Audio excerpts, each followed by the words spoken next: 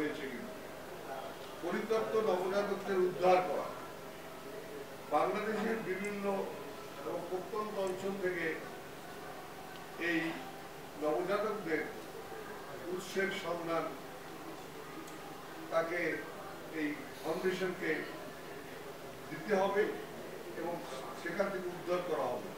তারপরে তাদের চিকিৎসার ব্যবস্থা করতে হবে এবং নিরাপদ আশ্রয়ে তাদের থাকতে হবে।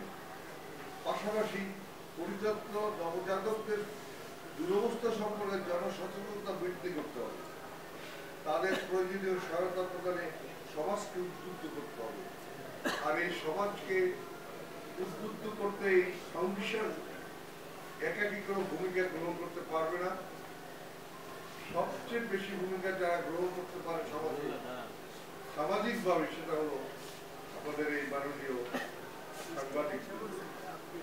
ওনারা একটু সবাই দৃষ্টি দিলে এই কার্যক্রমের প্রতিফলন সারা বাংলাদেশে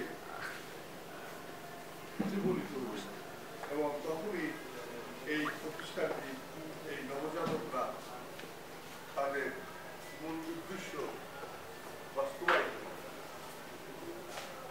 এখানে আরেকটি বিষয় যে ওনার বক্তব্য আমরা দেখেছি, এই ফাউন্ডেশনের মিশন এবং ভিশন অত্যন্ত সহানুভূতিশীল এবং সবাইমুখী। সুতরাং সপ্তাহে আমাদের ডেপুটি ইঞ্জিনিয়ার সাহেব বলছেন, আমাদের ফাউন্ডেশনের অন্য বিশেষ অতিথি ডাক্তার আসমান হোসেন এবং আমাদের প্রতিষ্ঠাতা ডক্টর মুজিবুর রহমান বলছেন। আমি পুনরাবৃত্তি করবো না, আমি শুধু আপনাদেরকে আহ্বান জানাবো এবং আবেদন করবো এই বিষয়গুলো আপনারা সারা বাংলাদেশের মানুষের দৃষ্টি আকর্ষিত হয় এই কার্যক্রম। আমি বিচারক হিসাবে আমরা দেখেছি, বিচারক হিসাবে আমরা লক্ষ্য করেছি যে এই যে যারা এই যে নবজাতকদের উদ্ধার করে এবং নবজাতকরা যেভাবে মৃত্যুবরণ করে, এই সমস্ত কারণে বিভিন্ন ধরনের মামলা হয়। এ সংক্রান্ত বাংলাদেশে আইনও আছে। সুতরাং বিভিন্ন ধরনের সামাজিক মামলাগুলো যেগুলো হয়, সামাজিক অপরাধের মামলাগুলো হয়।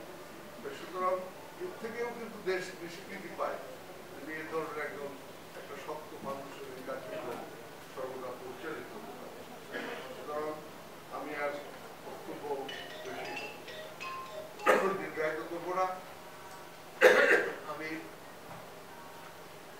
আবারও সবাইকে আবেদন জানাবো এই প্রতিষ্ঠানের, এই ফাউন্ডেশনের কার্যক্রমের প্রতিফলন সারা বাংলাদেশে যেন ছড়িয়ে দিতে পারে। আমিও সচেষ্ট থাকবো। আমার দ্বারা যদি